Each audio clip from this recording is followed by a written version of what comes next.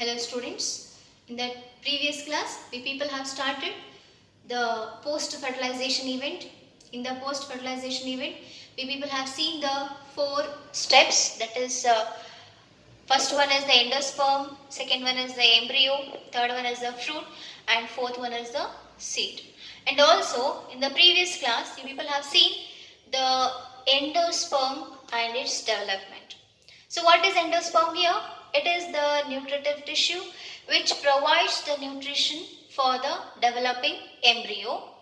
And here we are going to see the 3 types of endosperm, that is the nuclear endosperm, helobial endosperm and the cellular endosperm. So nuclear endosperm is nothing but it is the tissue which is having a free nuclear division continuously, and those nucleus are they are pushed towards the peripheral region, producing a large vacuole. Yesterday you have seen the diagram, okay. And also we are going to see the cellular endosperm. After each nuclear division there is a formation of cell wall. After the nuclear division there is a formation of cell wall, that is the cellular endosperm. Usually the cell wall is formed in the cytoplasm, whereas the helobial endosperm is a type of endosperm where it is the intermediate between the cellular endosperm and the nuclear endosperm. Helobial endosperm is the intermediate between the cellular endosperm and the nuclear endosperm. So this was the concept yesterday, and also we people have to see some more terms related to the endosperm, but it is not there for the theory. Important for NEET or CET, which has been mentioned. Actually, it has not mentioned in the NCERT. But apart from that, you people have to see the other textbooks like POSCO and all. There you people have to see some more new term, that is xenia, metaxenia. Then next is mosaic endosperms. Then next is ruminate endosperm. And also we are going to see the parthenocarpy. And also we are going to see the parthenocarpy. So what happens in this? Xenia is nothing but it is the process where the dominancy of the male gametophyte is shown. It is the process where the dominancy of the male gametophyte is shown, and the next the pollen grain male gametophyte is combining with that means pollen grain is releasing its color to the female gametophyte, and whatever the color is there in the offspring it is produced. For example, in maize you take the pollen grain is releasing its color, okay, yellow color to the female gametophyte, and whatever the offspring is produced that will be yellowish in color. That is the xenia. Okay, and metaxenia is also a process like xenia only, but here little difference is that then mosaic and the ruminate endosperm are the 2 types of endosperm which we are going to see, especially after this theory class. One more class will be there as the NEET class. NEET points I'll tell you one more class. So this, let me complete first the theory, then we'll go for the NEET class. Okay. So here also we are going to see parthenocarpy. Parthenocarpy is a process where we are going to see that without the process of fertilization the fruit and the seed formation is going to occur. I have told you already in detail. We will see after the theory class. The NEET points will be seen after the theory class. Okay. Now in the today's class we are going to see the second step of the post fertilization, that is the embryo formation. Okay. Now what is the use of the embryo, students? Here the embryo is helping for the arising of the radicle and plumule. What are radicle and plumule? Radicle is the basic part which is helping for the arising of the root system, and plumule is the basic part which is helping for the arising of the shoot system. So those radicle and plumule development occurs in the embryo. So the early stages of the embryo development, it is called as embryogeny. What do we call? It is called as embryogeny. The early stages of the embryo development is called as embryogeny, and here it starts from the division of the zygote. Okay, so dividing, zygote starts dividing and it forms the pro-embryo. These diagrams are very important and it is showing the development of the embryo which is asked for 5 marks. Which is asked for 5 marks. So I'll do the explanation simultaneously. You have to draw the diagram also. Got? So zygote starts dividing. It divides mitotically to produce 2 cells. Okay, and the stage where the 2 cells are produced, that is called as pro-embryo. The stage where 2 cells are produced, that is called as pro-embryo. So pro-embryo is consisting of 2 cells. Pro-embryo is consisting of 2 cells. One is the basal cell which is present towards the micropylar end. One is the basal cell which is present towards the micropylar end. Other one is the terminal cell which is present towards the chalazal end. Which is present towards the chalazal end. So basal cell towards the micropylar end, terminal cell towards the chalazal end. So these 2 cells are called as pro-embryonic cells. Then next here is the terminal cell, the basal cell will be remaining as it is. Then the terminal, first of all, basal cells divides transversely to form 6 to 8 cells, and these cells are called as what? Suspensor cells. Once again I'll repeat, basal cells are dividing. Okay, basal cells are dividing to form 6 to 8 cells. Basal cells are dividing to form 6 to 8 cells, and those 6 to 8 cells are called as suspensor cells. And later the terminal cells divide longitudinally first and then transversely. The terminal cell divides longitudinally first and then transversely, and this is called as hypophysis. What do we call? Hypophysis. So as the terminal cell is dividing transversely, it is forming a globular embryo. What it is forming? Globular embryo. Further, globular embryo is having a protrusion, okay, inside the cytoplasm, and it forms the heart-shaped embryo. What it is forming? Heart-shaped embryo. Further, this heart-shaped embryo elongate its axis. Further, this heart-shaped embryo elongate its axis, and they are going to form the mature embryo. What they are going to form? Mature embryo, and this mature embryo is seen in the family Cruciferae. Okay, mature embryo is seen in the family Cruciferae, and it is called as crucifer type of embryo or onagrat type of embryo, which is found in the Capsula bursa pastoris. Which is found in the Capsula bursa pastoris. So this is the mature embryo. So this mature embryo, just it is rotating. Okay, it is rotating its axis. Okay, here you can see 2 cotyledons.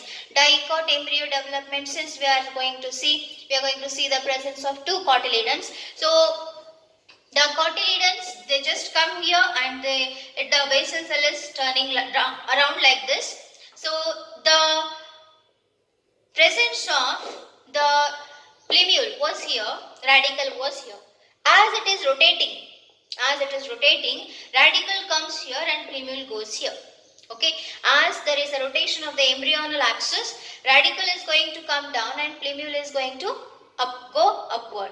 Okay, so here the presence of the layer which is present below the embryonal axis, it is called as hypocotyle.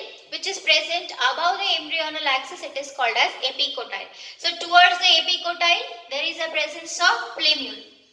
Towards the epicotyle there is a presence of plumule. Towards the hypocotyle there is a presence of radical. Towards the hypocotyle there is a presence of radical. As the mature embryo is rotating, the embryonal axis, which is present below the layer of embryonal, the layer which is present below the embryonal axis, it is called as hypocotyle. Hypocotyle is present here.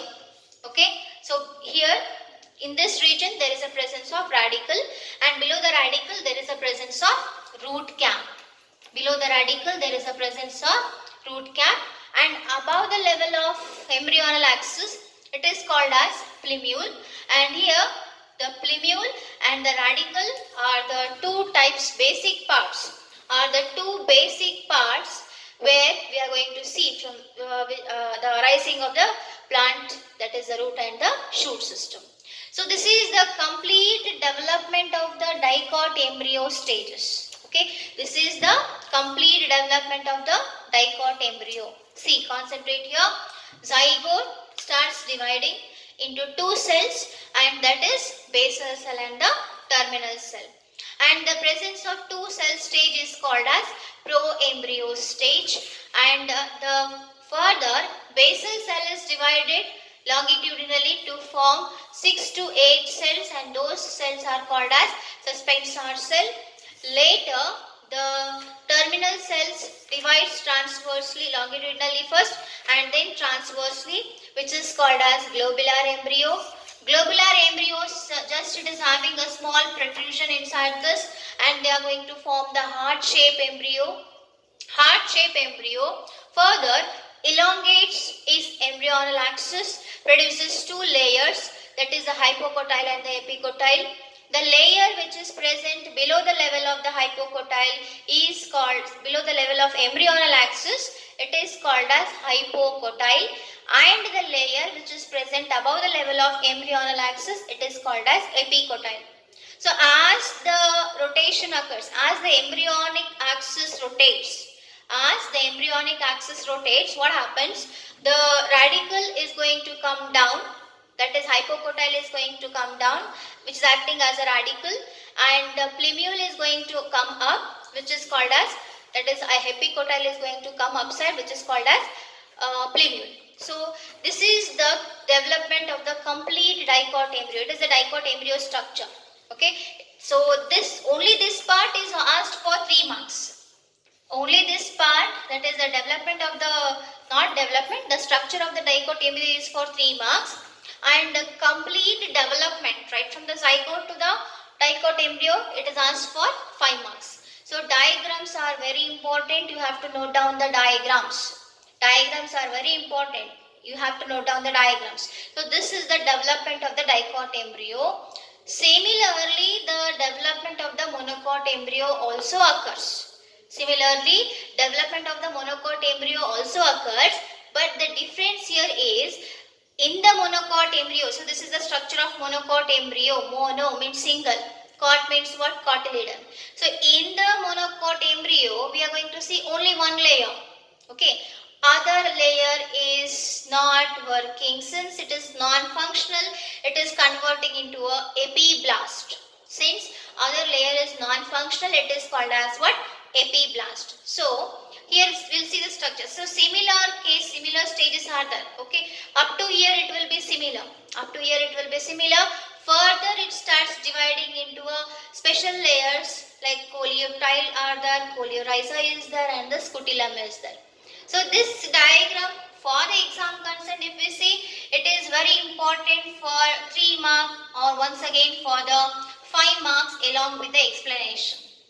3 marks or 5 marks along with the explanation. Okay, so here we are going to see the structure of monocot embryo now.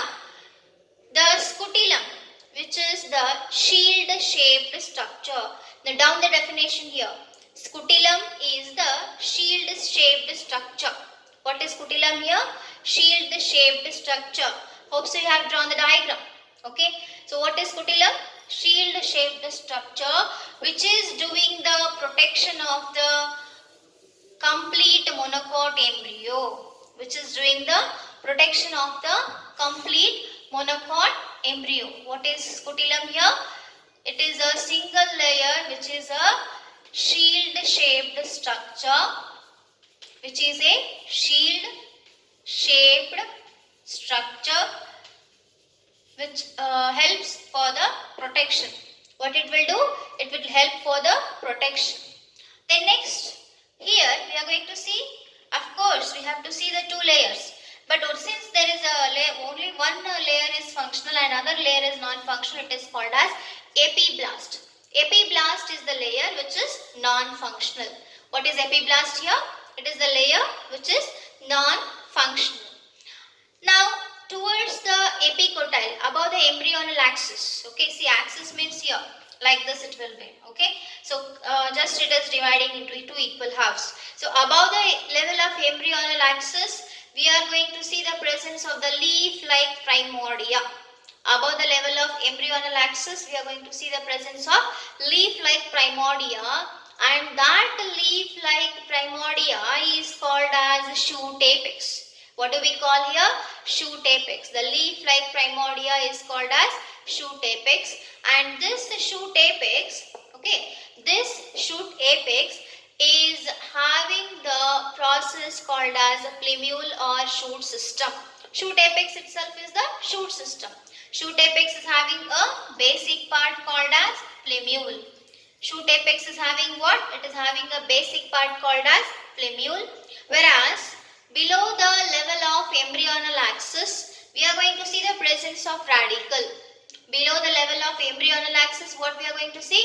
We are going to see the presence of radicle, and the radicle is the basic part which is helping for the rising of the root system. Radicle is the basic part which is helping for the rising of the root system, and as the root system is going to occur, the two extra layers, students, since in the monocot embryo there is a presence of only one layer, what we are going to see? We are going to see that the one layer, apart from the one layer, extra layers are there for the protection of the radicle and the plumule. So, above the level of embryonal axis, there is a presence of epicotyle, which is having the plumule, and this plumule is responsible for the arising of the shoot system. Then, below the level of embryonal axis, there is a presence of radicle, and this radicle is having the root system, which is covered by an extra layer called as coleorhiza. Which is covered by an extra layer called as coleorhiza. Coleorhiza is the layer. Coleorhiza is the layer. Coleorhiza is the layer which is responsible for protection of, which is responsible for protection of radicle. See, note down the definition as I am telling here. Coleorhiza is the layer which is responsible for the arising of the, which is responsible for the protection of the radicle. Coleoptile is the layer which is responsible for the protection of the plumule.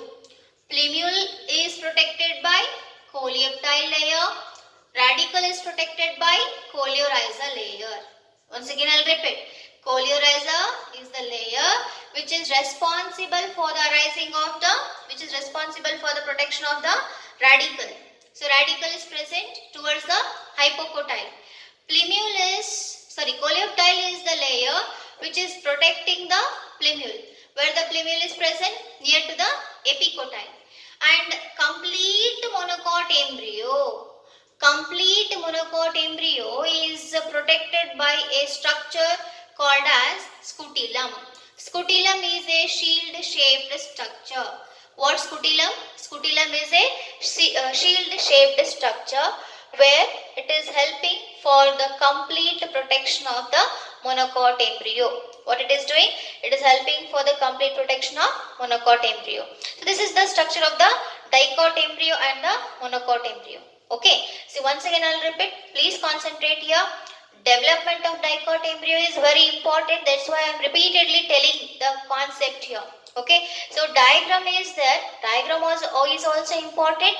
And the last diagram, this one, 3 marks, it is also very important. They may ask for 3 marks or 5 marks. So first here the zygote was there. Zygote is dividing into 2 cells. One is called as basal cell and the other one is called as terminal cell. Basal cell once again divides longitudinally to form 6 to 8 cells called as suspensory cells. whereas the terminal cell under first divides longitudinally and then transversely, and after dividing transversely it formed globular shaped embryo, and there is a slight protrusion inside the globular shaped embryo which is converting into a heart shaped embryo. So this heart shaped embryo is called as crucifer type or onagra type, which is found in the Capsula bursa pastoris, and it is a member of family Cruciferae. Then that heart shaped embryo is converted into mature embryo. So in the mature embryo we are seeing exactly the embryonal axis. The layer which is present below the level of embryonal axis is called as hypocotyle, and towards the hypocotyle there is a presence of the part called as radicle, and the layer which is present above the level of embryonal axis, it is called as epicotyle, and towards the epicotyle there is a presence of plumule, and then there is a conversion of the dicot embryo. So this dicot embryo is made up of endosperm, and this endosperm is completely observed at the time of seed development. So some embryo may be endospermic, some embryo may be non-endospermic. Okay, and here we are going to see the monocot embryo. So monocot embryo structure was first found in the plant called as Sagittaria sagittarifolia. Okay, in the plant, it is the name of the plant body called as Sagittaria sagittarifolia. Sagittaria sagittarifolia. It is the name of the plant body where we are going to see the structure of the monocot embryo. Monocot embryo is having a single layer, that is why we are going to say it as a monocot embryo. And here we are going to see the presence of a special layer called as scutellum. Scutellum is a shield shaped structure where we are going to see that it is completely protecting the embryo, and apart from that we are going to see towards the level of embryonal that is above the level of embryonal axis there is a presence of epicotyle. Towards the epicotyle there is a presence of plumule, and below the level of embryonal axis is the hypocotyle, and towards the hypocotyle there is a radicle. Radicle and plumule are protected by extra layers called as coleorhiza and the coleoptile. Coleorhiza is the extra layer which is protecting the radicle. Coleoptile is the extra layer which is protecting the plumule, and epiblast is the layer which is non-functional. So this is the question which is asked for 3 marks or 5 marks in the exam. So what is the use of the embryo development here? The use of the embryo development is the development of the radicle and the plumule. Okay, here we are going to see the development of the basic part of the plant body, that is radicle and the plumule. And this is, hope so you people have understood this concept. So this is the conclusion of this concept called as embryo. Now next we are going to start the seed. Now we are going to see the next concept, that is the seed. Now students, it is the third stage of the post-fertilization event. It is the third stage of the post-fertilization event. Already you people have seen the 2 stages, that is the endosperm development and the embryo development. Now you are going to see the seed development. So seed, first we are going to see what is that. It is the ripened part of the ovule. Note down the definition. Ripened part of the ovule or fertilized part of the ovule. Ripened part of the ovule or fertilized part of the ovule. This is the definition of the seed, which is one of the event of the post-fertilization. Now, in the seeds, we are going to see in the ovule, the zygote is converting into embryo. People have seen the endosperm. Now you are going to see integuments of the ovule. If you remember the diagram of the ovule, 2 integuments were there. That is outer integument and the inner integument. So outer integument is converted into outer testa. 2 layers, presence of 2 layers in the seed we are going to see. Outer integument is converting into outer testa. Outer integument is converting into outer testa. Inner integument is converting into inner integument is converting into inner tegma. Inner integument is converting into inner tegma. Presence of these two layers is converting into seed of the layer. That means these are the two layers of the seeds. Outer testa is produced by outer integument. Inner tegma is produced by the inner integument. These are the two layers which are protecting the inner part of the seeds. These are the two layers which are protecting the inner part of the seeds. Now, the types of seeds we are going to see. What are the types of seeds? One is called as albuminous seed and the other one is called as non-albuminous seed, or we can say it as a exalbuminous seed. One is called as albuminous seed and the other one is called as non-albuminous seed or exalbuminous seed. Now what is the meaning of this? See, at the time of the embryo development, if the endosperm is completely absorbed, okay, at the embryo development, at the time of embryo development, if the endosperm is completely absorbed, then it is the non-endospermic seed.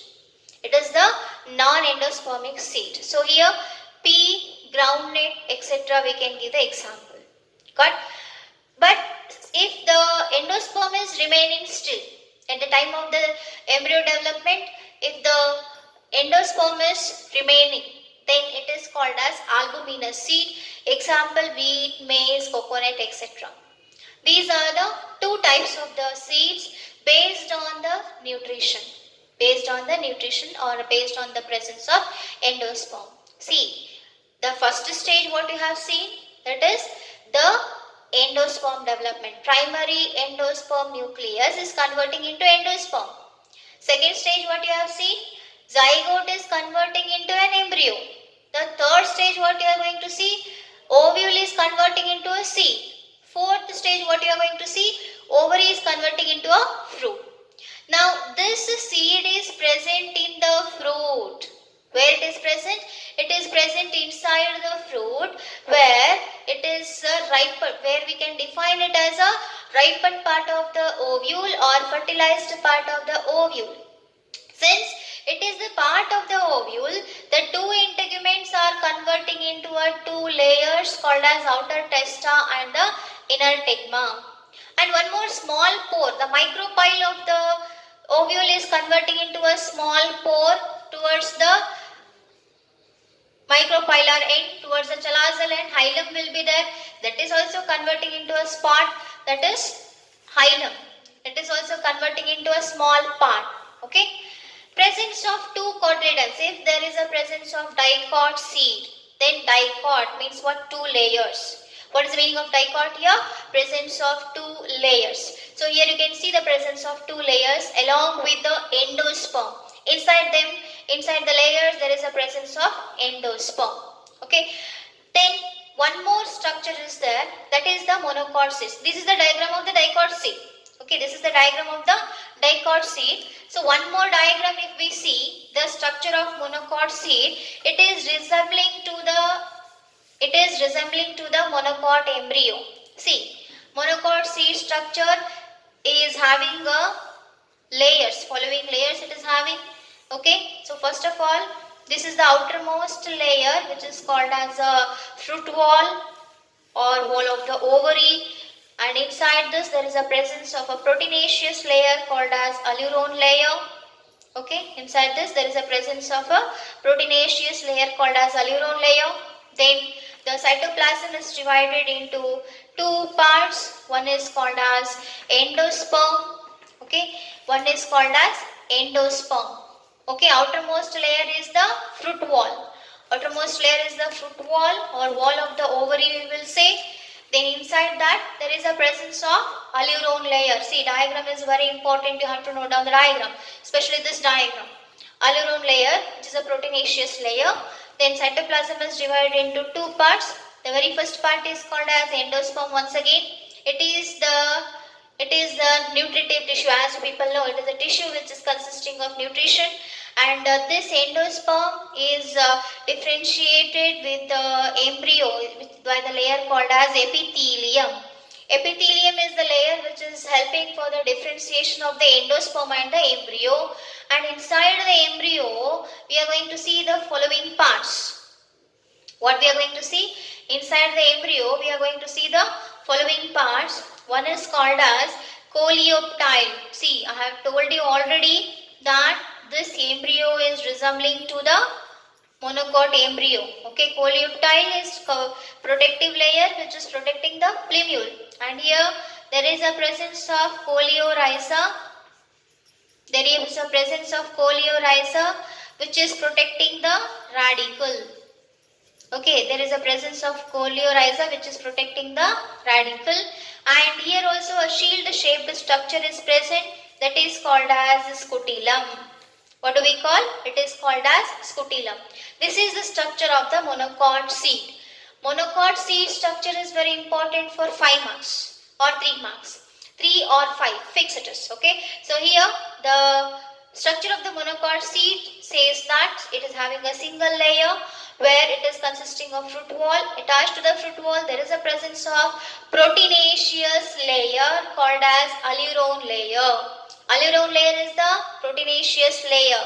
Then the cytoplasm is divided into 2 parts, that is the endosperm and the embryo. So this part is called as, see, this part is called as embryo. What do we call for this part? It is called as embryo. So embryo and endosperm is differentiated by the layer called as epithelium. Embryo and endosperm is differentiated by the layer called as epithelium. So epithelium is the layer which is helping for the differentiation of the endosperm and the embryo. And this embryo is consisting of following parts. So you people know that embryo is having a speciality of producing the radicle and the plumule, as you people have seen in the development of the dicot embryo and the monocot embryo. So here in the embryo, we are going to see the presence of plumule. Plumule is the part which is helping for the rising of the shoot system, and it is covered by a layer called as coleoptile. And also we are going to see the presence of radicle which is helping for the rising of the root system, and it is covered by a coleorhiza. Okay, and this complete, it is protected by a shield shaped structure called as scutellum. So this is the structure of monocot seed. Now one more term you have to see, that is the perisperm. Normally at the time of the embryo development, the nucellus is also involved in the as a endospermic tissue or the nutritive tissue. But what happens here is some of the seeds will be having a thin layer of endosperm around them. Thin layer of nucellus around them. That is called as perisperm. What is perisperm here? Thin layer which is present around the endosperm. Thin layer which is present around the endosperm is called as what? The perisperm. Example, you people have seen the black pepper seeds. Okay, black pepper seeds, it is called as Piper nigrum, and also the nymphea, water lily. What is perisperm here? Note down the definition. The layer which is present, the thin layer which is present around the endosperm, it is called as perisperm. Example is black pepper, or Piper nigrum is the name or scientific name, and nymphea, that is water lily, we can see. And apart from this, one more concept we have to see, that is dormancy of the seeds. What we have to see? Dormancy of the seeds. Now students, what is this dormancy of the seeds? As the seed is produced, some of the seeds starts losing, if it is not germinated, they starts losing its water content. See, once again I'll repeat the sentence. Some of the seeds, if it is not used for germination, they start losing its water content. Nearly 10 to 15% mass of waters are lost during this process, and the seed is going to dry, and the layers like testa and tegma is also going to dry. And these dried seeds, okay, these dried seeds are used as a stored seeds in the godowns. And whenever the suitable season is going to come, Okay, whenever the suitable season is going to come, they are taken for the germination in the agricultural fields. So this process of drying will be done. Okay, the process of drying nature of the seed is called as resting stage. Okay, the process of drying of the seed is called as resting stage, or it is called as seed dormancy. What do we call? It is called as seed dormancy. So this process is called as what? Dormancy of the seeds. The resting stage of the seed by just moving the water from the seed or getting drying up of the seed is called as what? Seed dormancy or resting stage of the seed. Okay. So students, all this concept is about the seed, which we have completed the third concept of the post fertilization. Okay. So this concept all says that about the seed, and in the seed especially the structure of monocot seed is very important for 5 marks, and the albuminous seed is there, exalbuminous seed is there, perisperm is there, dormancy of the seed is there, which you have to just concentrate on these points. Got? So in the next class we'll start about the fruit, apomixis and polyembryony. Also, we'll see some of the neat points concerned to the sexual reproduction in flowering plants.